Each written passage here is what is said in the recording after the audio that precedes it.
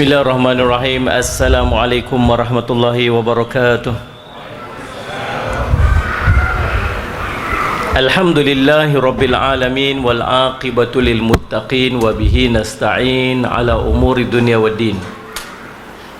Asyhadu an la ilaha illallah wa asyhadu anna sayyidana Muhammadan abduhu wa rasuluh. Allahumma salli wa sallim ala habibil karim Sayyidina Mustafa sallallahu alaihi wasallam wa ala alihi wa ashabihi wa man tabi'ahum bi ihsanin ila yaumiddin. Subhanaka la ilma lana illa ma 'allamtana innaka antal alimul hakim. Rabbi shrah li sadri wa yassir li amri wahlul 'uqdatam min lisani yafqahu qawli. Bismillahi ma sya Allah la yasuqul khair illallah ma sya Allah la yasrifu su'a illallah ma sya Allah ma kana min ni'matin fa minallahi ma sya Allah wa la hawla wa la quwwata illa billah al-aliyyil azim.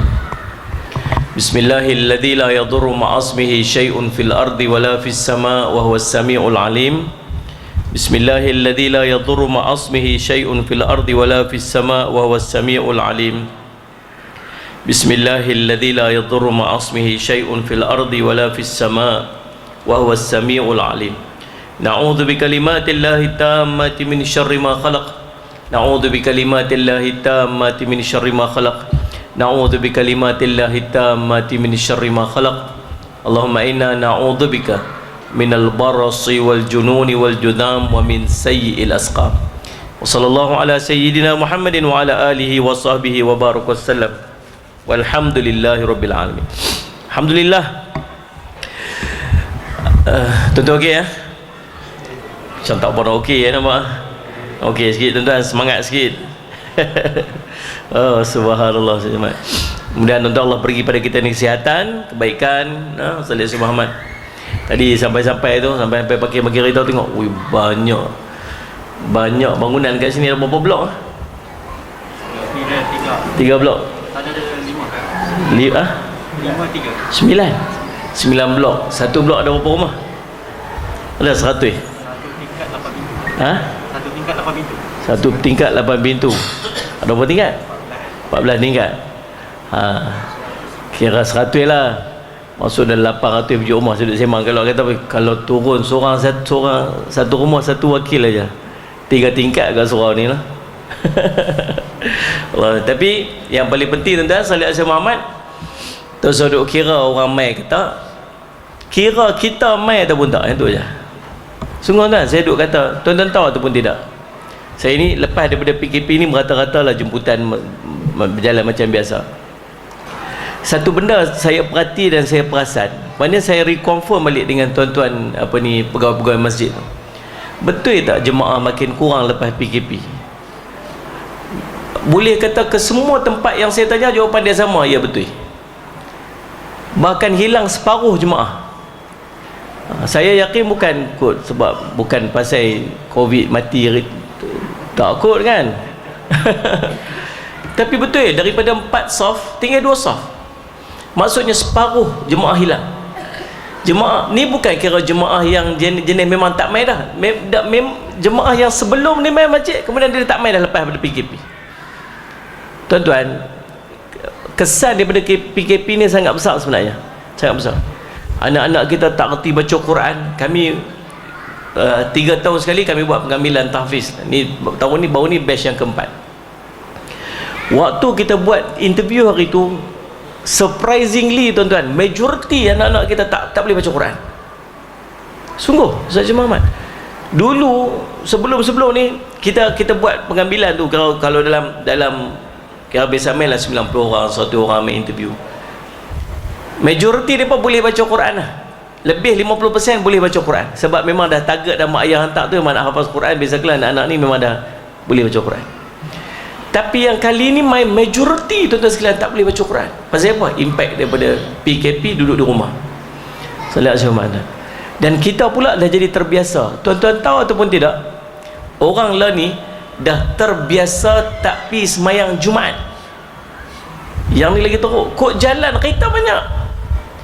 Bila ditanya pasal apa tak pergi sembahyang Jumaat, dah tak terasa dah. Rasa macam tanggungjawab dan kewajipan tu macam mana dia rasa dulu sebelum daripada tempoh PKP tu. Maksudnya impact daripada PKP tu sangat besar kepada urusan agama kita. Dan saya kata, kalau siapa pun pekat tak mau main masjid dah, tuan-tuan kena pastikan diri kita dan anak keluarga kita main masjid. Beritahu dekat anak-anak kita, beritahu dekat isteri kita, orang lain ni dah tak mau pekat, tak mau pergi masjid. Biar kalau siapa pun tak mau pergi masjid, biar kita satu keluarga jadi orang masjid. Sadiq Syekh Muhammad, biar kita satu keluarga jadi orang masjid. Kalau siapa pun tak mau masjid, biar kita jadi orang masjid. Sebut macam tu. Kalau semua orang ada fikiran macam tu, kalau dapat 5 orang aja tuan-tuan, 5 keluarga aja daripada 8 blok 800 rumah yang duk ada ni, 5 keluarga aja yang fikir macam ni, satu keluarga dia tuan-tuan ada 5 orang, dah 25 orang jemaah dekat dalam surau ni. Tapi subuh berapa orang? Sembahyang subuh betul-betul berapa orang? Mana pi yang lain? Maksud kita yang duk ada malam ni pun, kita sendiri pun tak main-main jemaah. Tu nak harap siapa? Kita start dengan beletiak dulu. Sungguh saya cakap, ya Allah, sebenarnya dia satu situasi dan suasana yang sangat merisaukan kita. Kalaulah dia satu program untuk menjauhkan seseorang itu daripada agama, dia nak merosakkan agama, maksudnya jaya dah depa, jaya dah. Dan kita lah di antara orang yang terkesan daripada propaganda depa tu yang kita dah sebut selalu tu. Tapi itu bukan tajuk kita nak bincang ni. Tajuk kita hari ni, tajuk dia hijrah Nabi sallallahu alaihi wasallam. Allahumma salli ala sayyidina Muhammad. Bila biasalah bila kita nak masuk Muharram ni tuan-tuan, tajuk kita tajuk hijrah lah. Kalau masuk Allahumma salli ala sayyidina Muhammad bulan Rabiul Awal, kita cerita Maulid Nabi sallallahu alaihi wasallam. Masuk bulan Allahumma salli Rajab, kita cerita Isra Mi'raj. Bagus. Teruskan. Tuan-tuan tahu pasal apa? Pasal kita ni kata apa? Alah Ustaz, kita duk bincang bab season Ustaz. Season dia panggil apa? Musim. My time ni, Allahumma salli ala sayyidina, my time apa ni bulan Muharram ni memang pack lah saya tuan-tuan. Jadual penuh lah. Hari ni pun minta laluan daripada masjid. Ada satu masjid yang dekat Puchong tu, minta laluan sebab situ bulanan nak mai jumpa tuan-tuan pada hari ni. Dalam Abang Man telefon, tolonglah Ustaz, tolonglah, bagilah. Tadi pun telefon lagi, Ustaz kena mai Ustaz. InsyaAllah saya nampak kesuruhan tuan-tuan. Saya mai lah. Nak cerita bagus. Sebab apa? Sebab kita kena refresh tentang Nabi kita Muhammad SAW setiap ketika dan setiap waktu. Tadi antara doa yang dipanjatkan oleh Tuan Imam kita ni, Sallallahu Alaihi Wasallam, minta kita ni jadi ahlu syafa'ah, minta kita ni jadi salah seorang daripada ahlu syafa'ahnya baginda Rasul SAW, salah seorang daripada orang yang mendapat syafaat baginda Rasul sallallahu alaihi wasallam nanti di yaumul qiyamah. Nak dapat syafaat Nabi sallallahu alaihi wasallam, sallallahu alaihi wasallam Muhammad, mau tak mau kena bangkit dekat dengan Nabi sallallahu alaihi wasallam. Nak kena bagi Nabi kenal kita. Kalau maksud Syekh, nak bangkit dekat dengan Nabi SAW, nak kena sayang dekat Nabi SAW. Nak sayang dekat Nabi SAW, kena kenal Nabi SAW. Dan macam mana kita nak sayang dekat Nabi? Kalau kita tak kenal Nabi SAW, maka program-program yang kita buat macam ni walaupun secara berkala, itulah di antara cara untuk kita kenal Nabi kita Muhammad sallallahu alaihi wasallam. Okeylah, tuan-tuan sedang buat. Nanti bila masuk bulan apa ni Ustaz Syamad, turunlah dalam bulan Muharram ni buat program-program cerita tentang Sallallahu Alaihi Wasallam, kaitan hijrah Nabi SAW. Boleh, bukan sekat satu programnya, buat 2-3 program pun tak apa. Sebab banyak kisah-kisah yang kita boleh ambil tentang pengajaran daripada apa yang berlaku kepada baginda Rasul SAW dalam peristiwa hijrahnya baginda Rasul SAW. 10 tahun Sallallahu Alaihi Wasallam, 13 tahun Nabi SAW berada di Mekah. Dalam tempoh 13 tahun, pelbagai ujian yang dilalui oleh baginda Rasul SAW dalam menyampaikan dakwah. Nabi SAW duk tunggu satu perintah nama perintah hijrah. Sebelum daripada Nabi SAW berhijrah, Nabi SAW dah pesan para sahabat untuk pelan-pelan bergerak keluar. Bergerak keluar pelan-pelan, jangan sampai diketahui oleh orang lain. Keluar senyap-senyap untuk berhijrah. Bila sampai waktu baginda Nabi SAW, Allah perintah, baru Nabi SAW keluar bersama dengan Sayyidina Abu Bakar radhiyallahu anhu. Walaupun kita sambut hijrah ni, peristiwa hijrah ni pada bulan Muharram, kita sambut 1 Muharram. Waktu dalam lagu tu, 1 Muharram detik permulaan, perkiraan tak lupa pula lirik dah. Perkiraan tahun Islam hijrah, perpindahan Nabi dan umat Islam dari kota Mekah ke kota Madinah. Cukup tu. Cukup tu. Saya kena bayar tu, bayar lain. Subhanallah. Dalam lagu tu cerita 1 Muharram tu, tak ambil sempena tarikh saling semat penghijrahan.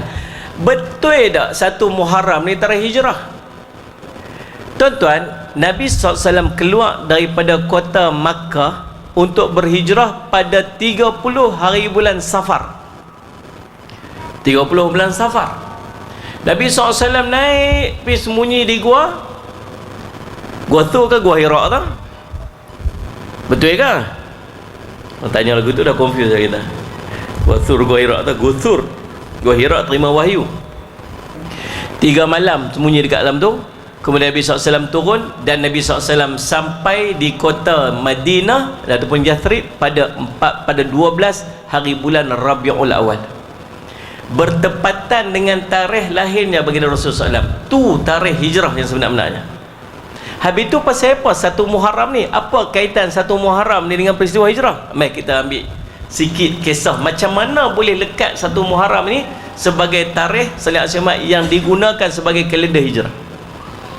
Baik, pada zaman Sayyidina Umar radhiyallahu an, zaman Sayyidina Umar radhiyallahu an, Islam ni dah berkembang sampai ke Rom, sampai ke Parsi.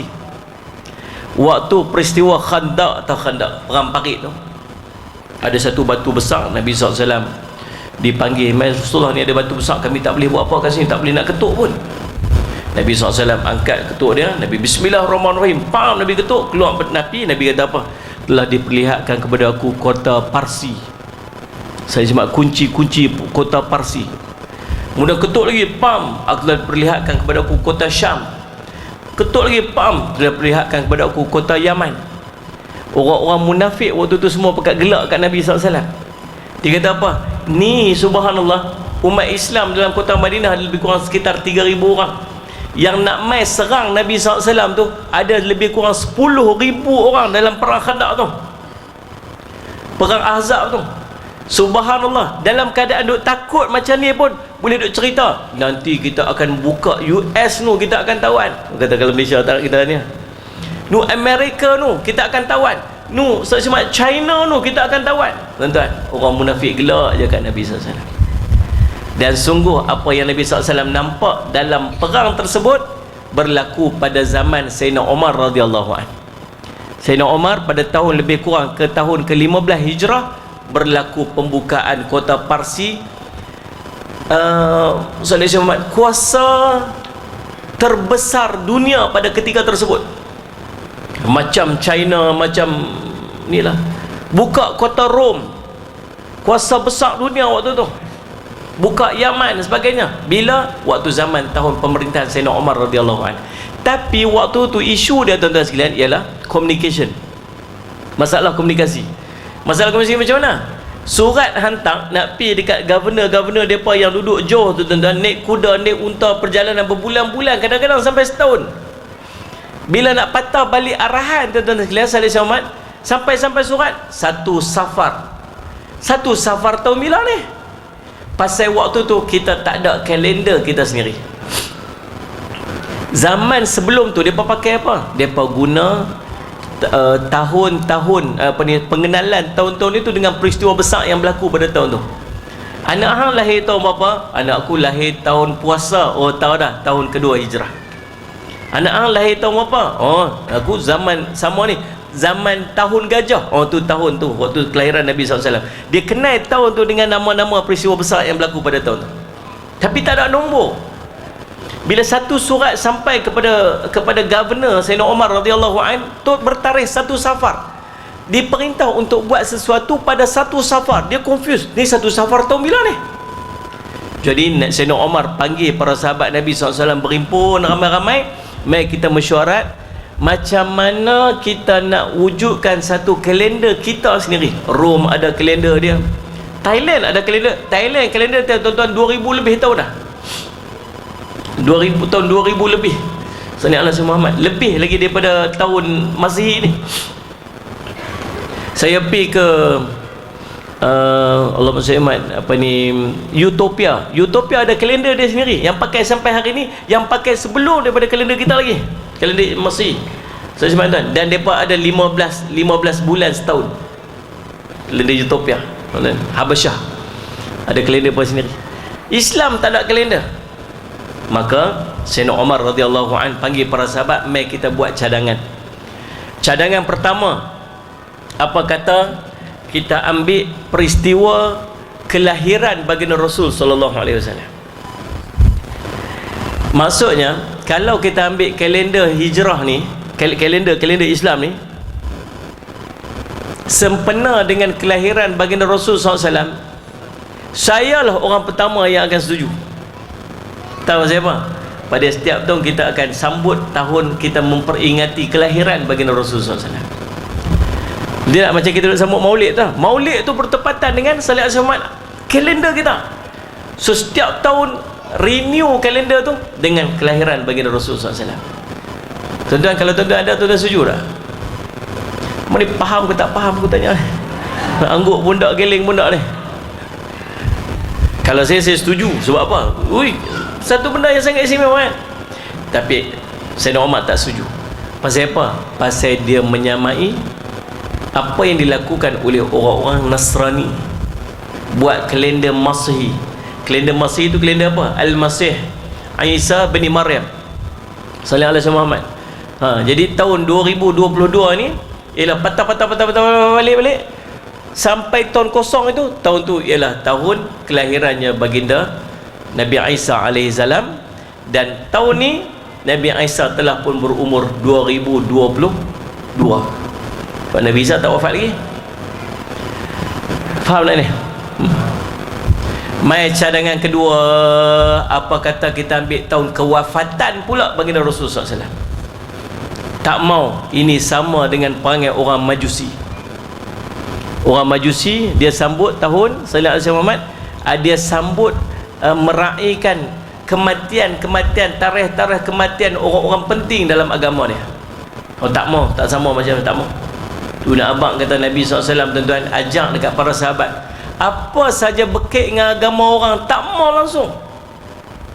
Tak mau langsung. Kita lah ni tuan-tuan, subhanallah, kalau hantu masuk rumah, tahu panggil apa? Kalau hantu masuk rumah panggil apa?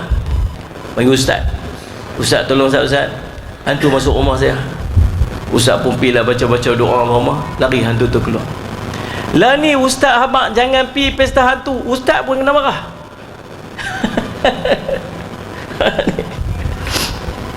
Tanda baca tak pasal Bon Odori tu? Dia ni punca asal dia tuan-tuan, ada seorang anak murid kepada Buddha. Dia mimpi mak dia kena tangkap dengan hantu. Itu sejarah macam mana wujudnya perayaan. Lalu subhanallah, bila kena tangkap dengan hantu, dia pergi tanya, rujuk kepada Buddha. Buddha bagi jawapan dekat dia untuk dia jamu sami-sami ataupun orang yang duduk dekat tempat dia tu, buat jamuan selama 3 hari. So dia pun buat jamuan. Kemudian lepas 3 hari, dia mimpi mak dia dilepaskan oleh hantu. Clear dah? Lepas bebas tu, dia pun buat tarian-tarian dia, bergembira dengan bebasnya mak dia daripada hantu. Dan Allah SWT, peristiwa tersebut dijadikan sebagai perayaan kepada penganut-penganut agama Japanese Buddha ini. Japanese Buddha sallallahu. Dan dia berterusan sampailah ke hari ini. Jadi subhanallah, kita duk pesan, kalau ada benda-benda yang berkait dengan agama orang, tak payahlah kita duk pergi campur. Kita ada banyak perayaan-perayaan kita sendiri yang kita boleh sambut. Apa yang bersangkut dengan agama orang tak payah duk campur oleh. Nabi SAW pernah biarkan rambut dia sebab tak mau sikat rambut sama macam orang-orang musyrikin. Sampai Allah perintah Nabi SAW untuk sikat belah rambut sama macam orang-orang ahlul kitab, sebab tak mau langsung sangkut dengan agama orang lain. Dulu-dulu mak ayah kita, tuan-tuan, tok nenek kita tak bagi kita pakai topi cepiau tu. Topi cepiau, topi topi tu bagi apa tu? Topi zudu. Kampung saya sebut topi cepiau. Nak ejau pun tak reti cepiau tu. CHEPIEOW tu. Topi sudu tu. Tahu pasal apa? Pasal tak mau sama macam orang yang mai jajah negara kita ni. Tak mau sama. Apa yang berkait dengan orang tak mau bagi sama. Kita ada identiti kita ada jiwa, kita ada sampai ke tahap macam tu. Dulu mana kita nak tengok orang tu sekalian pakai macam agama orang lain. Lah ni mai time raya Christmas yang duk pakai macam Santa Claus dan Santa Rina tu, anak-anak perempuan, anak lelaki kita yang duk kerja dekat supermarket. Sallallahu alaihi Muhammad. Antara perkara yang boleh merosakkan akidah, yang pertama i'tiqad dalam hati. Yang kedua, sallallahu alaihi wasallam, iqrar bil lisan, bercakap dengan perkataan. Yang ketiga ialah perbuatan. Tuan-tuan, dia adalah hati dia rasa macam Islam ni tak betul lah, ada agama lain lebih baik lah, apa semua sebagainya. Yang kedua ialah dia cakap dengan mulut dia. Kata semua agama ni sama aja, mana ada masalah sama macam tu. Yang ketiganya perbuatan-perbuatan dia. Antara dia ialah berpakaian dengan pakaian yang menyerupai upacara keagamaan orang lain. Kenapa maksud? Tapi masalah lah ni, kalau kita cakap, kita pula yang salah. Kenapa maksud? Orang dah tak heran lah. Dan dia akan sampai jadi satu budaya, tuan-tuan sekalian. Satu hari nanti orang dah tak kisah dah benda ni. Betul-betul tuan-tuan, dia program meliberalkan agama.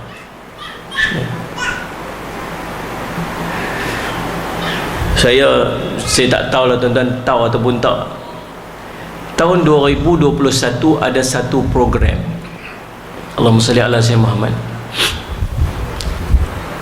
kempen LGBT. Dia ada satu, nama dia Pride 2021. Pride 2021. Pride 2021 ni tuan-tuan, satu perayaan kempen menormalisasikan LGBTQ ni kan. Dan semenjak tahun 2021, banyak syarikat-syarikat besar dalam dunia ni yang kontribut dengan program ni. Kalau tuan-tuan pergi dekat kedai-kedai kasut, contoh kedai kasut yang international punya kasut tu, yang tuan-tuan duk pakai tu, anak-anak kita duk bangga pakai tu, tuan-tuan akan jumpa kasut-kasut yang kasut tu dia ada label-label pelangi. Tadi saya sempat singgah shopping komplek tadi. Saya sempat pergi beli barang tadi. Saya singgah dekat satu kedai kasut. Dia bubuh tag dekat situ. Dia gantung dekat tag dia ada kasut, satu kasut dia, kasut yang famous lah kasut tu. Dia buat lining kat kasut tu, lining pelangi. Lepas tu dia gantung dekat kasut tu, dia tulis tu apa maksud pada kasut ni, contribution dia kepada program Pride 2021. Dia bagi 200,000 untuk program tersebut dengan melalui beberapa NGO, dan dia buat kasut khas untuk promosi kasut. Tanpa kita sedang menormalisasikan keberadaan LGBT dalam kehidupan kita. Baru ni alhamdulillah kita ucap tahniah kerajaan Malaysia blok satu movie untuk anak-anak kita, nama Buzz Lightyear. Ada Buzz Lightyear. Tuan-tuan tahu ke tak tahu ni? Tahu lah. Semua tak tahu. Payah agak duk bercakap dengan orang handphone tak tahu ni. Kami duk pegang tasbih Ustaz, Allah SWT mana tahu benda ni semua. Buzz Lightyear ni kisah dia salah satu watak yang ada dalam Toy Story 1, 2, 3, 4 tu. Kan saya cakap kan, satu watak gitu. To infinity and beyond. Itulah dia tu. Kan. Tuan-tuan, subhanallah Syekh, dalam program, dalam movie itu tuan-tuan, ada satu adegan sallallahu alaihi Muhammad, Allahumma salli ala Muhammad. Salah satu daripada watak utama dekat dalam movie tersebut, dia duduk, dia berkahwin perempuan dengan perempuan. Ni cerita ni, yang tengok ni bukan kita lah, ni anak-anak kita ni. Dalam movie tu ada kahwin, ada watak utama, ada salah satu daripada watak utama dia berkahwin perempuan dengan perempuan, dan dia ada anak seorang, dia belah. Ustaz Syamad, dan ada bercium kat dalam tu. Tuan-tuan, dalam Netflix kita lah ni ada satu movie tuan-tuan, ada satu cerita bersiri, tajuk dia tuan-tuan, Allahumma salli ala Muhammad, yang related dengan Jurassic Park, kartun. Dan dalam tu juga ada unsur LGBT. Yang ni kita tak boleh blok pasal dia duduk dalam Netflix. Dan bermula tahun lepas ataupun tahun berapa ni tuan-tuan sekalian, Netflix sangat mempromosi LGBT. Hampir setiap movie dia ada unsur LGBT. Apa tahu ke tak tahu ni? Maksudnya apa? Dia bawa kita supaya kita sudah tidak muak dan tidak keji dengan LGBT. Satu hari benda ni akan jadi normal dalam masyarakat, dan kita terpaksa terima dia satu benda yang normal. Jarum dia sangat kuat tuan-tuan. Tuan-tuan, orang tak heran, anak-anak Melayu kita tuan-tuan boleh keluar dating, dua-dua perempuan sama perempuan, pegang tangan. Hari ni kita punya first date, bawa pergi berjumpa, ambil buat vlog sallallahu alaihi Muhammad, buat video, buat reel dekat Instagram, jumpa pergi dating, bawa pergi Cameron Highland tuan-tuan, malam tu pipi dua-dua orang Cameron Highland, pergi check in hotel lagi. Maksud Muhammad, ada anak lelaki, anak Melayu lelaki sallallahu alaihi Muhammad, sarung cincin, kami akhirnya bertunang, hashtag til jannah, naik termuntah aku tengok. Lepas tu pi dua-dua dah bertunang dah, pi Cameron Highland juga tuan-tuan, bubuh ni apa ni apa ni strawberry kat mulut, kawan tu tokak sebelah, kawan tu tokak sebelah, belaga misai. Astagfirullahaladzim. Tuan-tuan, nak tunjuk apa? Dan orang tak heran. Ada ambil tindakan? Tak ada. Adalah orang maki-maki, kecam-kecam, ada dia heran, tak ada masalah apa. Bahkan dia mendapat sokongan yang sangat hebat. Kami sokong, takut apa? Tuan-tuan, saya sebut banyak benda yang kita sedang berhadapan ni tuan-tuan sekalian lah ni. Sebab tu dia antara kita ni kita yang duduk kat dalam masjid ni belum tentu selamat lagi. Betul ni. Kita tengok dua tiga benda saya duduk cerita tu, kita mungkin perasan. Anak kita tengok lagi banyak benda-benda tu tuan. Anak-anak kita memanjang doa ni. Tadi waktu kita nak main surau tadi, mak pergi masjid lah. Okey mak. Duk tengok itu. Sekejap balik lagi, mak balik dah. Alhamdulillah, okey mak. Macam tu. Tuan-tuan, mereka lagi terdedah dengan isu ni, dan sampai saya takut satu hari nanti benda ni dah normal dalam masyarakat. Yang tu LGBT tuan-tuan, lebih dahsyat bila urusan agama. Bon Odori 35,000 orang pi. Dalam keadaan orang pesan jangan pi, ustaz-ustaz pesan jangan pi, tok guru kata jangan pi. Lagi depa nak pi, 35,000 orang pi tuan-tuan.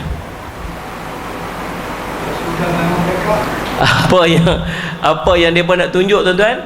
Depa ambil gambar-gambar anak-anak perempuan kita yang pakai tudung yang duduk sekali dalam majlis tu.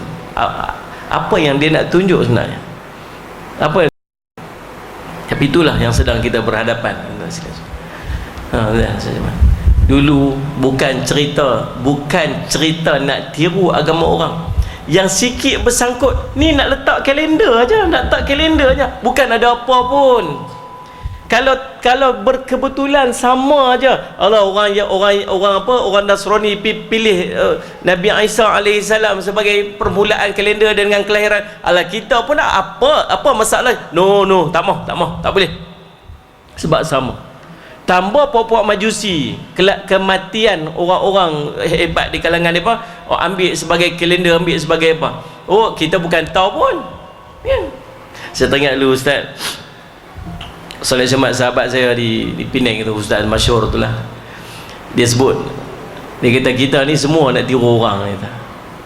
Mai sambut tahun baru, kita ada kalender kita sendiri, kita pun tak bangga pun dengan kalender kita sendiri. Apa hebat kalender kita ni? Hebatlah tuan-tuan, pasal semua kaitan nak ibadat. Tuan-tuan nak pergi haji ikut kalender kita, bukan ikut kalender Masihi pun. Tuan-tuan nak puasa hari putih 13, 14, 15, kalau kita tak tahu kalender kita terlepas macam tu aja. Dan ni nak sambut raya, kalender kita Salih alaihi wasallam, tengok anak bulan sebagainya. Berapa banyak amalan-amalan yang terkait dengan amalan ibadat kita tu, dia ada kaitan dengan kalender kita sendiri. Kita sendiri tak pernah berbangga dengan kalender kita, padahal kalender kita sangat hebat. Tuan-tuan baca sikit tentang accuracy, ketepatan pengiraan di antara perkiraan pergerakan bulan dengan pergerakan matahari. Sungguh dalam kalender ada dua, satu syamsiah, satu qamariyah. Dan kalender yang terkait dengan perkiraan qamariyah ini jauh lebih tepat daripada kalender yang berkait dengan kalender syamsiah ataupun perkiraan bulan dan matahari. Hebat, tapi kita tak pernah bangga sebab kita tak tahu. Sallallahu alaihi wasallam. Cuma yang kita tahu, mai 1 hari bulan 1 tengah malam tu pi dekat berimpun ramai-ramai, malam tu sambut tahun baru. Pilah ramai-ramai tahun mana. Dong dong 3 2 1 dong dong dong, Happy New Year, Happy New Year, berkadut sambut. Nah, Saudara Muhammad. Lepas tu tiup trompet, begitu. Dia kata, lepas tu bunga api, pam pam. Dia kata, complete, dia kata, semua buat kerja orang. Nombor 1, Salih alaihi Muhammad, dong dong dong, bunyi loceng. Agama apa yang bunyi loceng tiap kali nak panggil habis sembahyang? Salih alaihi Muhammad. Lepas tu pom, api-api. Agama apa yang memuja api? Majusi. Tiup serompet. Agama apa yang panggil orang pergi sembahyang tiup trompet? Yahudi. Komplit semua kat orang. Dan kita dan tu pula pergi sambut tu pula tu. Setiap tahun mereka merayakan, memperingati akan kelahiran Nabi yang dipanggil Tuhan. Itulah kita ni apa? Being normal, tuan-tuan. Kita ambil dia sebagai satu benda. Try tegur. Cuba try tegur. Cuba try nasihat. Kita yang kena. Kenapa? Kita kena tahan maki lah. Kolot lah. Macam lah. Tak apa ni, tak apa ni, sampai tak meraihkan orang lah. Ada tak kita pergi sambut Maulid Nabi dekat Jepun? Tak tahulah, kok ada. Nah, seluruh orang Jepun pekat-pekat pergi berimpun di stadium sana sebab sambut Maulid Nabi kita kat sana. Ada? Tak ada pun. Dah tak kalut kan. Tak tahu tuan-tuan, cakap lebih susah tak? Boleh nasihat kat saya, nasihat kita. Ada benda-benda yang berkait dengan agama orang, urusan orang, tak payahlah. Kita tak payahlah tuan. Tak payahlah. Kita tak payah. Kita fokus yang kita punya banyak benda yang kita boleh sambut sendiri. Yang kita boleh buat tuan-tuan. Program hijrah ni, nak sambut ma'al hijrah ni tuan, bukan sungguh setakat kuliah macam ni.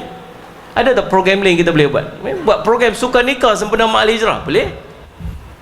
Perarakan memang tiap-tiap tahun kita nak buat tuan. Teruskan, buatlah. Orang tak mau buat, ikut suka mereka tak mau buat, kita buatlah. Salih Muhammad ni Nabi tak buat. Memang Nabi tak buat. Para sahabat tak buat sebab para sahabat duduk dekat dengan Nabi. Nabi duduk depan mereka. Kita ni jauh pada Nabi SAW. Ada yang kata wajib ke? Tak ada orang kata wajib pun. Kalau tak pergi berdosa tak? Wah, kita buat perarakan Maulid Nabi itu hang tak turun, berdosa hang masuk neraka. Mana ada macam tu? Tak ada. Kita sekadar nak berselawat cerita tentang Nabi SAW, buatlah tuan-tuan.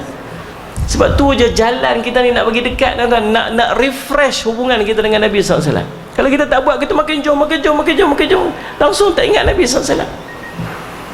Allahumma salli ala sayyidina Muhammad. Tu beletak session kedua. Tadi beletak masa main masjid. Malah ni mood beletak lah tuan. Tak tahu lah siapa. Allahumma salli ala Sayyidina Muhammad. Dan jadi subhanallah, Sayyid Muhammad. Akhirnya yang ketiga, salli ala Sayyidina Muhammad, ada orang cadang apa kata kita ambil peristiwa hijrahnya Nabi SAW. Ni yang ni akhirnya diterima. Pasal apa diterimanya peristiwa hijrahnya Nabi sallallahu alaihi wasallam. Allahumma salli ala Sayyidina Muhammad. Sebab impak daripada hijrah tu sangat besar kepada agama kita. Dulu waktu para sahabat duduk dekat Makkah, sallallahu alaihi wasallam, bukan cerita nak habaq kata orang Islam. Nampak kata dia buat ibadat kena tangkap, kena seksa. Seorang sahabat Nabi SAW nama Khabbab bin Al-Arat radhiyallahu an. Tuan-tuan kenal Khabbab? Kebab ni kebab. Kebab mengenai ya? Khabbab tak kenal. Khabbab ni tuan-tuan, seorang sahabat Nabi SAW.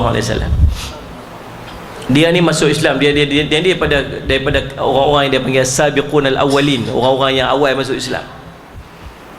Dia ni asal hamba.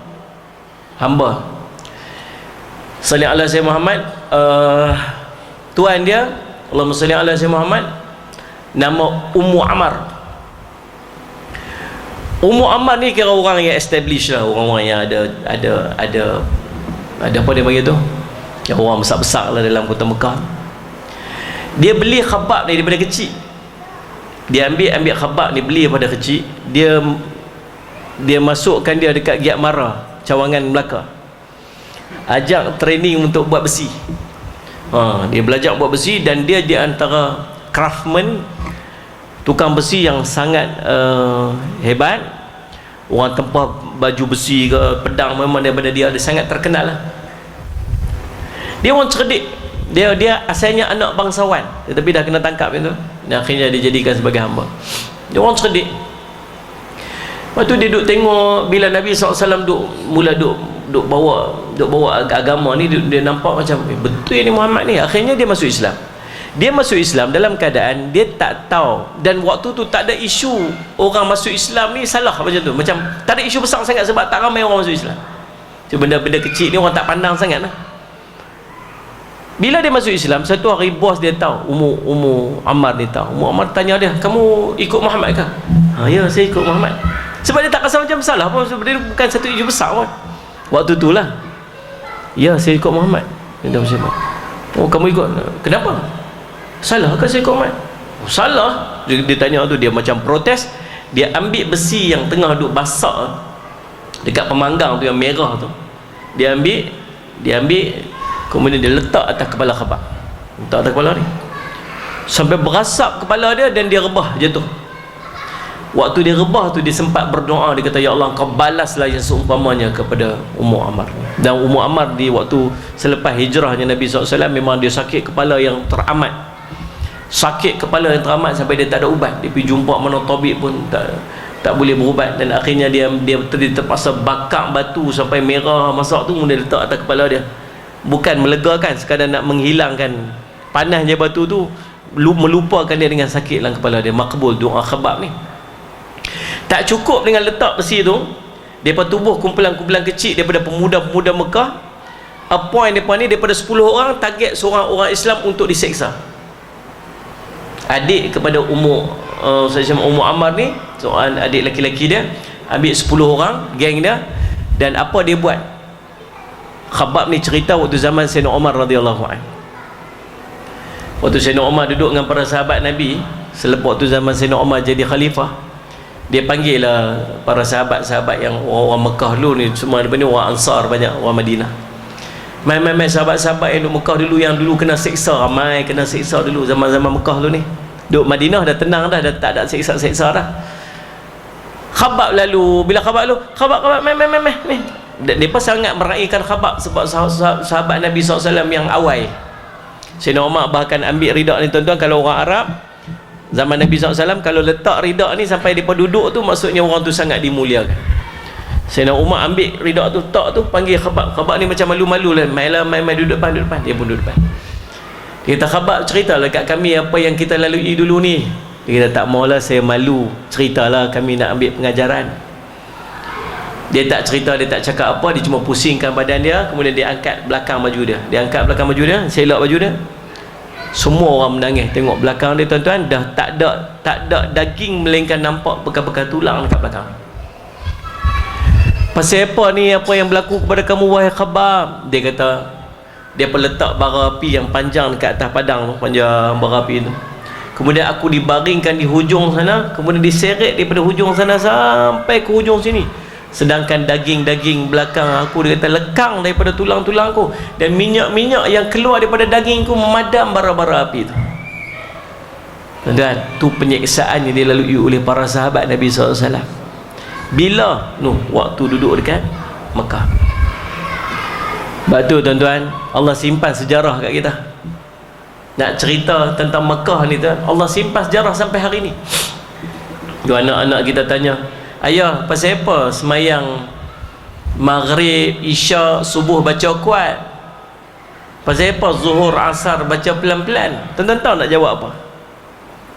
Kalau anak kita tanya macam tu, kita jawab macam ni kadang, semayang sudahlah, tak sudut tanya banyak-banyak. Itu jawapan selamat tu. Semayang dah lah, tak sudut tanya banyak-banyak sangat lah. Dia tak tahu dah jawab. Banyak Allah simpan dekat kita tuan-tuan kisah ni. Turun perintah semayang waktu tu, para sahabat dan Nabi SAW duduk di mana? Waktu turun perintah semayang duduk mana? Duduk Mekah. Peristiwa apa? Isra' Mi'raj. Belum hijrah lagi. Turun perintah semayang dah, kena semayang dah di Mekah. Para sahabat, kalau kita lah, awaklah turunlah ni, tunggulah sah. Bagilah reda-reda dulu ni, waktu-waktu ni lah tengah duk kecoh-kecoh lagu ni lah, nak turun suruh semayang pun, dia kata sallallahu alaihi wasallam. Semayang waktu tu belum lagi disunatkan kepada kita untuk berjemaah, belum lagi, semayang sendiri-sendiri. Waktu tu semayang zuhur, semayang asar baca pelan-pelan, Bismillahirrahmanirrahim, Alhamdulillah. Pasal apa? Orang musyrikin duk lalu lalang ke depan rumah, pergi sana, duk pergi meniaga lah, apa semua lalu, takut saya dengar tengah semayang. Malam-malam boleh baca kuat sikit. Pasal apa? Orang musyrikin tengah duk tengok TV. Malah tengah duk lepak kat rumah apa semua, apa sebagainya, masing-masing dah tidur apa semua. Bolehlah baca kuat-kuat sikit, tapi baca pun sendiri-sendiri je, tak jemaah lagi. Itulah sejarah dia, simpan sampai hari ni. Tapi dia kata, semayang Jumaat baca deras je, semayang Jumaat baca kuat pula. Bukan setakat baca kuat, siap ceramah lagi. Dan Tok Khatib naik atas ceramah. Pasal apa? Pasal pensyariatan solat Jumaat dekat mana? Madinah. Para sahabat sebagainya dah berhijrah ke Madinah. Sallallahu alaihi wasallam tuan-tuan. Jadi kita faham, Allah simpan supaya jadi apa? Pengajaran dekat kita. Betapa dahsyatnya keadaan pada waktu tu. Tuan-tuan, Allahumma salli ala sayyidina Muhammad. Sebab itulah peristiwa hijrah walaupun berlaku sallallahu alaihi Muhammad sebelum daripada zaman Sayyidina Umar radhiyallahu an, patah balik hampir 15 tahun permulaan kepada kalender Islam tu. Dan Allahumma salli ala sayyidina Muhammad. Tapi apa pengajaran yang dia boleh ambil? Pengajaran daripada peristiwa hijrah itu sangat besar. Peristiwa hijrah itulah ni Islam sampai kat kita lah ni. Sampai kita lah ni. Bayangkan kalau tak ada peristiwa hijrah tu, bukan cerita nak dakwah, nak semayang sendiri pun tak boleh. Dan akhirnya bila hijrah, Islam berkembang. Baik, pasal apa Muharram pula? Dua keadaan. Yang pertama, kata ulama, Muharram tu memang permulaan kepada kalender pada setiap tahun. Memang Muharram dah. Sebab sebelum ni pun dah ada dah Muharram, Safar, Rabiul Awal, Rabiul Akhir, Jamadil Awal. Mana? Tu memang dah ada dah. Tu dah hafal dah tu. Muharram, Safar, Rabiul Awal, Rabiul Akhir. Jadi mudah-mudah menyanyi senang sikit lah. Muharram, Safar, Rabiul Awal, Rabiul Akhir, Jamadil Awal, Jamadil Akhir. Mau tak menyanyi? Muharram, Safar, Rabiul Awal, Rabiul Akhir, Tayak Awal, Tayak Akhir, bagi salam. Aduh, subhanallah. Sayang tuan-tuan, hak kita sendiri kita tak ingat lah. InsyaAllah Rabbi. Yang keduanya, macam mana dia ambil pada permulaan kalender tu Muharram itu sebagai permulaan kalender? Sebab Muharram, Allahumma salli ala sayyidina Muhammad, dah selesai dah semua urusan-urusan agama yang besar. Ada yang cadang, kita ambil bulan Ramadan lah sebagai kalender yang awal. Kalender, start kalender bulan Ramadan. Cantik juga. Maksudnya bulan 1 dalam kalender Islam bulan Ramadan. Bismillah, alhamdulillah, wassalatu wassalamu ala rasulillah wa ala alihi wa sahbihi wa man tabi'ahu. Baik, subhanallah, salam tuan-tuan. Yang keduanya pasal apa? Pasal selesainya segala urusan-urusan ibadat yang besar dalam Islam, bulan Muharram. Mula-mula ada yang cadang buat bulan Ramadan. Bulan Ramadan time tu kalut nak buat ibadat, tak payahlah. Lepas tu kita ambil lepas Ramadan. Bulan lepas Ramadan kita duk bersiap-siap untuk haji pula. Jadi selepas selesai musim haji, bulan Muharram itu bulan yang paling elok lah, selesai lah, maksudnya sesuai lah untuk kita jadikan dia sebagai permulaan kepada kalender. Itulah sejarah dia, tuan-tuan. Demikian dicadangkan dalam riwayat, disebutkan Sayyidina Osman radhiyallahu anhu yang mencadangkan permulaan kepada kalender Islam itu bermula pada bulan Muharram. Baik, tuan-tuan, ada berapa poin yang kita boleh ambil Salih Asyid Muhammad, hikmah yang kita boleh ambil daripada peristiwa hijrahnya baginda Rasul sallallahu alaihi wasallam. Saya cuma ni baru masuk tajuk dia. Tadi muqaddimah. Aduh, tak ada, tuan-tuan, pukul 9 lebih sikit kita berhentilah sekali. Bukan lama-lama sangat. Tak Salih Asyid Muhammad. Abang duk nampak ada meja kat depan tu, dia duk hidang apa tu. Tu nak berhenti awal tu nampak gaya. Baik, tuan-tuan, Allahumma salli ala Muhammad.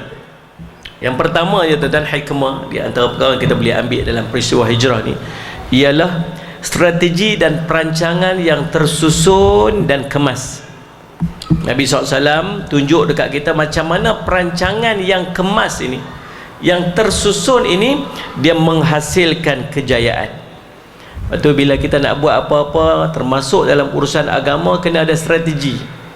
Sebab tu disebutkan oleh seorang sahabat Nabi SAW, kebatilan yang tersusun akan mengalahkan kebenaran yang tidak tersusun.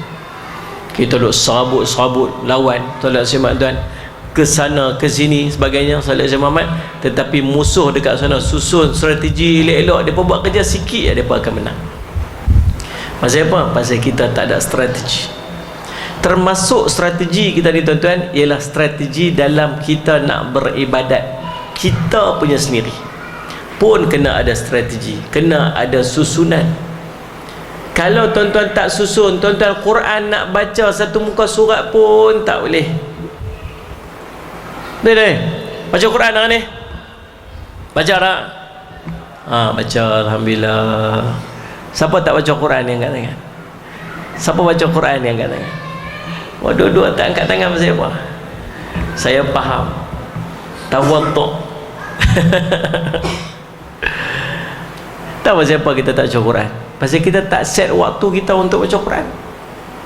Orang yang dapat buat amalan sesuai tepat tu ialah bila dia letak waktu untuk dia ibadat.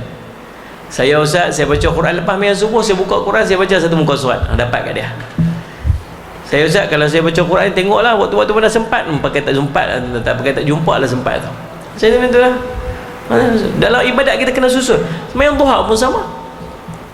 Sembahyang duha memang ada waktu duha, tapi waktu duha sendiri pun luas. Waktu mana kita nak sembahyang duha, kita akan lekat waktu sembahyang duha. Istighfar sama, selawat sama, sedekah sama. Sallallahu alaihi Muhammad. Maka tuan-tuan, kita kena ada strategi dalam keadaan kita nak menunaikan ibadat untuk diri kita sendiri. Yang keduanya, tuan-tuan, Allahumma salli ala sayyidina Muhammad, pengorbanan. Dalam nak berhijrah ni kita kena korban. Kita ni, tuan-tuan, dalam proses hijrah lah ni yang boleh duduk dalam masjid ni malam ni bukan sebab baik. Betul tak, no? Baik kan ni? Tak. Kalau kata baik tu maksud tak baik tu. Dia Sayyidina Aisyah kata radhiyallahu anha, seorang itu tak baik dia bila dia merasakan diri dia baik. Dia sebenarnya tak baik bila dia rasa diri dia baik. Kita ni mana baik, tuan-tuan? Dia duduk paksa diri main masjid ni pasal tak baik. Yang duduk berkawan dengan geng-geng masjid ni pasal apa? Pasal tak baik. Allah Muhammad. Kita sentiasa duduk dalam proses hijrah. Ingat dulu, kita dulu bukan lagu ni tuan. Kita dulu ni Allah sajalah yang tahu, subhanallah. Allah sajalah yang tahu. Tak mau cerita ke orang aja. Tak payah cerita ke orang. Tak payah cerita ke orang. Saya nak pesan, mak jangan cerita ke anak perangai ayah jangan. Mana? Ayah dia marah ke anak dia. Saudara Muhammad, janganlah duk buat macam ni sangat. Naik motor laju-laju apa semua. Ayah beli motor ni untuk pergi sekolah aja, punya modify apa semua ni. Mak dia kata apa? Allah pak hang tu pun serupa dulu ni. Aduh tak. Jangan duk sokok. Pesan ni. Pergi sekolah tu jaga jangan duk sokok. Mak dia kata apa? Baru berhenti tu pun. Jam kita. Dia akan menghilangkan respect anak kita. Apa-apa nak dengar kalau ayah aku tu dulu macam tu. Yang keduanya, dia akan buat. Pasal apa? Dia kata apa? Ayah aku sendiri pun buat. Lepas tu ada benda-benda kita ni, benda dosa kita buat, kita jangan cerita ke orang. Dan kalangan kita dah berubah, dah beralih, dah jadi baik, alhamdulillah. Kemudian dia pergi jumpa orang, dia kata apa? Apa ni? Minum segelas pun mabuk aku 4 jam dulu buat tak tahu hantar. Dia kata, ni nak abang kan? Apa benda aku tak buat dulu ni? Dia bangga dengan maksiat dia. Ingat Nabi kata apa? Semua hamba Allah akan semua umat Nabi Muhammad SAW akan diampunkan dosa kecuali al-muhajirin. Mujahirin, al-mujahirin.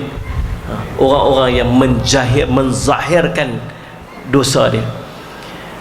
Dia buat dosa malam-malam, Allah tutup dosa dia. Allah tutup aib dia. Tapi dia sendiri bercerita, semalam aku buat kaza wa kaza, aku buat ini, aku buat ini. Orang ni Allah tak ampunkan dosa. Allah tutup aib kita. Kita ni yang duduk baik ni, orang duduk tengok kita baik ni bukan pasal kita baik. Orang duduk tengok kita baik, insya-Allah. Yang kena ada Din tu. Dia mana? Dia adalah saya selamat. Oh, dia tu ahli syurga tu, insya-Allah. Saya selamat. Kan? Orang kata kita ahli syurga. Tahu pasal apa? Pasal orang tak tahu apa dosa kita buat. Tak ni. Pasal Allah tutup aib kita ni, selubung aib kita ni sampai orang tengok kita muka jernih, elok, cantik, bersih. Cuba Allah tunjuk tengok apa yang kita buat dulu ni. Siapa pun tak mau duduk dengan kita agak. Kalau dia zahir dengan wajah yang hitam, agak hitam gelemat kita ni kan. Kalau kita terzahir dengan bau busuk, agaknya siapa pun tak teringin duduk dengan kita. Tapi itulah kita sebenarnya. Kita tahu pasal kita buat. Bukan cerita dulu, sekarang pun dah buat lagi. Siapa pun tak tahu. Dan kita akan sentiasa duduk dalam proses hijrah daripada keburukan kepada kebaikan. Dan nak hijrah ni tuan-tuan, dia kena pengorbanan. Memang kena fight, korban. Sallallahu alaihi Muhammad. Kita duduk dalam proses dia panggil apa? Mujahadah. Dah lawan. Sallallahu alaihi Muhammad. Kita yang duduk dalam proses mujahadah tu, mujahidin, orang yang sedang berlawan. Dan kita tak sama macam para sahabat Nabi SAW dulu. Waktu duduk dekat Makkah, waktu Allah perintah pindah ke Madinah. Ni tuan-tuan bayang, para sahabat ni macam kita lah. Ada yang kaya, ada miskin. Jangan duk bayang para sahabat Nabi semua miskin-miskin tuan-tuan. Mereka jauh lebih kaya daripada kita. Sayyidina Allahumma salli ala Sayyidina Muhammad, Allahumma salli ala Sayyidina Muhammad, salli ala Muhammad. Sayyidina Allahumma salli Zubair bin Awam radhiyallahu an. Siapa Zubair bin Awam ni? Suami kepada Asma binti Abu Bakar. Asma kakak Sayyidina Aisyah radhiyallahu an. Jadi dia dengan Nabi siapa? Beras. Biras. Tak. Waktu dia wafat, setiap isteri dia sallallahu alaihi wasallam mewarisi harta sallallahu alaihi wasallam over 1 million, over daripada 1 million nilai pada masa sekarang ni. Itu tak kira harta-harta yang dia infak lagi. Subhanallah. Demikian Sayyidina Umar, Sayyidina Osman. Sayyidina Osman pun di kalangan sahabat yang terkaya kan? Tapi tuan-tuan boleh bayang tak, waktu perintah hijrah, apa yang dia ada dekat Makkah tinggal semua, pi melenggang sepi satu, apa pun tak buat hijrah pergi dekat Madinah. Tuan-tuan boleh bayang tak kalau tuan-tuan ni duduk dekat Putrajaya ni, rumah kena tinggal, kereta 2 biji tu kena tinggal, dah Al-Azhar baru keluar pula. Ni Salih Aziz Muhammad kau tengah duk polis Allah mama. Baru aja balik tinted. Ni baru balik tinted kereta. Baru pergi balik tukar sport rim. Sampai rumah elok-elok parking, kita kena hijrah ni. Kereta ni kena tinggal ni. Dan dah lagu mana? Nangis. Duit kena tinggal. Salih Aziz Muhammad. Ni dalam bank tu ada berapa, tinggal semua. Semua tinggal. Pi sana. Nak pi mana ni? Pi satu tempat. Dekat sana ada kerja tak? Tak tahu lagi ada kerja tak ada kerja. Nanti nak duduk kat sana, duduk kat mana? Tak tahu nak duduk kat mana. Siapa nak sambut kat sana? Tak tahu siapa nak sambut kat sana. Tu pi sana ni macam mana? Apa dia? Tak tahu apa jaminan boleh sampai mana. Dan nak pi tu pun mungkin sangkut di tengah jalan, mungkin dibunuh, mungkin ditahan, macam-macam boleh jadi. Tuan-tuan, agak tuan-tuan pi tak ni kita duduk kat sini? Agak-agak pi tak? Tak pi. Tak tahu kalau saya pakai jom kita pergi. Itulah ni anak sekolah siapa nak hantar tu?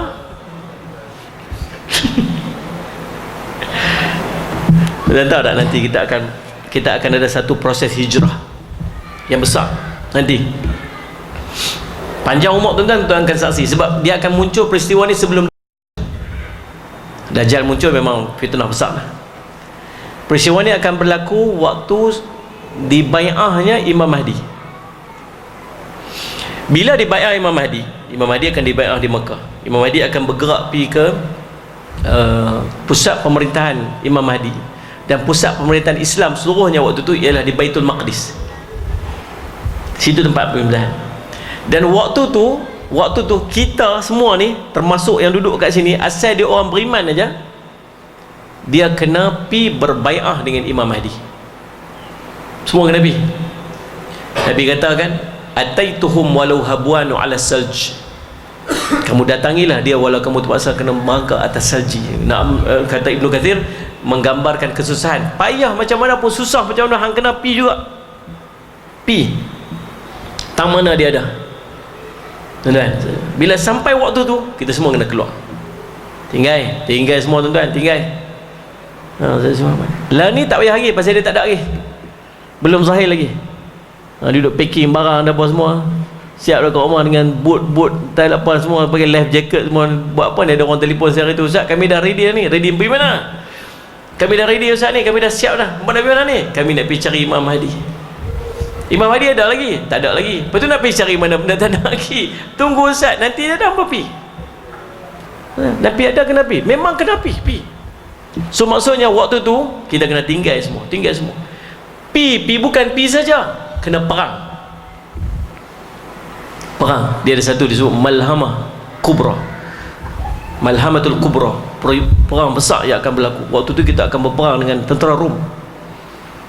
Dan peperangan ni akan berlaku 4 malam. Semua orang Islam yang tinggal semua harta dia, tinggal semua ni, pi sana kena perang. Tu dah agak macam mana kita ni. Saya ingat tang tinggal tu pun tak lepas dah. Bukan cerita tang perang tu. Tang tinggal dia ada orang ulama kita berkata, tuan-tuan sekalian kat Putrajaya ni kita nak siap-siap, kita nak pergi jumpa Imam Mahdi. Itulah Ustaz, bukan tak mau pergi Ustaz, itulah. Saya ni tak ada siapa nak hantar anak sekolah. Yang tu dia kira. Ni Ustaz ni bil telefon saya. Ustaz sembang boleh lah Ustaz ni, bil telefon siapa nak bayar Sokau Ustaz lah. Dan tinggal pi sana perang. Waktu perang tu yang pi duduk dengan Nabi, yang pi duduk dengan Imam Mahdi tu, bila bertembung perang tu tuan-tuan, dalam tentera perang ni pecah pada 3 pula. Nombor 1, melarikan diri, bahkan ada di kalangan mereka yang murtad. Padahal tinggal dah ni, peringkat pertama tu dah lepas dah, pi sana murtad pula sana. Tuan-tuan, kelompok kedua yang syahid mati habis. Saki baki je, tinggal sikit je kata Nabi SAW yang diberikan kemenangan, sikit yang menang. Daripada 100 orang je selamat. Tuan-tuan, agak macam mana waktu tu lah? Tak tahu. Masalah dia apa? Para sahabat Nabi hijrah dulu, waktu iman dia tengah kemuncak, Nabi duduk dengan mereka. Kita Nabi jauh, iman kita duduk tuan-tuan ni macam ni lah. Bukan cerita berjihad fisabilillah, azan subuh pun tak bangkit. Sungguh tuan-tuan, tak ada siapa pun tunggu kat depan ni. Masuk masjid aku tembak, mana ada. Tu pun hampak sejadah, Allahu Akbar, Allahu Akbar. Ni abang jadi imam ni, jadi makmum kat belakang. Mayang lagi bini kat rumah, masjid kat bawah ni, dia duduk kat atas tu ya. Tu nak pergi berjihad nanti, nak tinggal semua kampung halaman, nak pergi bai'ah dengan Imam Mahdi. Sembam kan main, tepuk meja bergegar tuan. Ini semua fitnah Dajjal ni, ini semua apa, semua orang kena, dia suara je betul. Tuan-tuan, subuh pun tak main. Subhanallah sebenarnya. Ya Allah, saya takutlah tuan-tuan. Sebab kita memang duduk di ambang tu, waktu-waktu tu. Dan duduk tengok fitnah, duduk makin fitnah makin dahsyat, fitnah makin dahsyat. Tuan-tuan saya cermat. Itu di antara tanda-tanda dia. Pengorbanan, dan consistently kita kena berkorban dalam keadaan kita nak hijrah. Daripada keburukan sallallahu alaihi wasallam kepada kebaikan, consistently kita kena berkorban. Korban waktu, berkorban harta, berkorban sallallahu alaihi wasallam. Bahkan sallallahu alaihi wasallam kita berkorban apa saja demi untuk kita berhijrah daripada keburukan kepada kebaikan. Yang ketiga tuan-tuan, hijrah ini melahirkan sifat sabar dan tawakal kepada Allah. Nabi SAW telah mencontohkan kepada kita kesabaran melalui pelbagai kesukaran ketika sallallahu alaihi wasallam berhijrah. Dia ancam bunuh, dikejar musuh, perjalanan yang jauh dan sebagainya. Yang keempat tuan-tuan, sallallahu alaihi Muhammad, Allahumma salli ala sayyidina Muhammad, ialah subhanallah keperluan kepada sokongan dan dokongan. Waktu kita nak hijrah, kita perlukan pada sokongan. Sayyidina Nabi SAW, boleh tak kalau Nabi SAW hijrah seorang-seorang? Boleh tak Allah nak jadikan Nabi bergerak daripada Mekah pergi Madinah macam peristiwa Isra' Mi'raj? Naik buruk sampai, boleh? Tapi tengok macam mana sallallahu alaihi wasallam Nabi sendiri berhadapan dengan kesusahan dalam peristiwa hijrah. Dan dalam kesusahan itu ada seorang partner Nabi SAW yang sentiasa duduk dengan Nabi SAW, namanya Sayyidina Abu Bakar radhiyallahu anhu. Bukan sakat Sayyidina Abu Bakar, ramai lagi yang main peranan. Asma binti Abu Bakar dalam keadaan perut mengandung tuan-tuan sekalian, bawa makanan, naik panjat Gua Thur ini tuan-tuan, lagi tinggi. Tuan-tuan biasa naik Gua Hira, tuan panjat Jabal Nur. Jabal Thur tu lagi tinggi dia macam tu. Asma mengandung tuan-tuan, bawa naik, Masya Allah, hantar pergi makanan dekat ayah dia dan dengan sallallahu alaihi Nabi sallallahu alaihi wasallam. Pakat-pakat main peranan ni Sayyidina Ali radhiyallahu anhu sallallahu alaihi. Bahkan Abdullah bin Uraiqid, siapa dia ni? Dia ni orang bukan Islam, jadi pemandu arah bawa Nabi sallallahu alaihi wasallam. Maksudnya dalam keadaan kita nak berhijrah ni, kita kena ada companion. Siapa companion kita? Siapa companion? Siapa orang-orang kita? Orang-orang yang saleh. Mana ni? Kena ada orang baik-baik duduk tepi-tepi kita tuan, baru kita kuat. Ni nak main masjid malam ni pun ni, kalau kawan kita tak telefon, tak main hari ni. Daripada semalam pergi duduk zikir tu je, nak pi tak pi, nak pi tak pi, nak pi tak pi, nak pi tak pi, nak pi tak pi 1000 kali. Tuan-tuan ada kawan telefon, weh esok malam esok ada kuliah hampir tak? Jom lah pi lah. Dia telefon tu yang sampai malam ni. Ni kadang-kadang kita nak buat benda tak elok pun sebab kawan-kawan kita duduk pesan-pesan baik tu, kita jadi baik. Sebab tu kita cari siapa orang yang duduk di sekitar kita. Kata Nabi SAW, Al-mar'u ala dini khalili, seorang itu akan duduk di jalan agama kawan baik dia. Maka Nabi kata, falyanzur, perhatikan dengan siapa kamu berkawan baik. Tuan-tuan, Allahumma salli alaihi wasallam. Yang kelima, semangat persaudaraan. Nabi SAW bila sampai ke Madinah, Nabi SAW mempersatukan di antara Aus dan Khadraj, ukhuwatul muslimin, saliat semat, ukhuwah di kalangan orang membina, ukhuwah di kalangan orang-orang Islam. Yang kedua dipanggil ukhuwah insaniyah, ukhuwah membina, saliat semat, ukhuwah di kalangan orang-orang walaupun bukan Islam, dia duduk dalam satu piagam, dia ada orang Yahudi sebagainya, dia membina ukhuwah di kalangan orang-orang yang disebut sebagai insan. Itulah beberapa poin yang kita boleh ambil tuan-tuan sekalian, yang boleh kita jadikan pengajaran dalam peristiwa hijrah ni. Mudah-mudahan kita sentiasa mengambil iktibar daripada peristiwa hijrah yang akan mengubah kita menjadi lebih baik. Salih Al-Syamat Pasing dan Salih Al-Syamat tuan-tuan, mudah-mudahan dia sentiasa menjadi panduan pengajaran dekat kita. Dan tuan-tuan susullah program-program sepanjang daripada bagi Khairul Pasing, suruh dia pasing dekat tangan. jadikan Saudara Syahmat peristiwa hijrah ni sebagai panduan dalam kehidupan kita, insya-Allah. Jadi Saudara Syahmat, tuan-tuan, saya minta ampun, minta maaf salah dan silap, cukup sekadar tu. Mudah-mudahan jadi manfaat sebaiknya untuk saya dan untuk kita semua. Terima kasih banyak-banyak atas perhatian tuan-tuan sekalian. Terima kasih banyak-banyak, insya-Allah kita jumpa lagi lain masa ketika. Aqul qouli hadza wa astaghfirullah li wa lakum. Wassalamualaikum warahmatullahi wabarakatuh.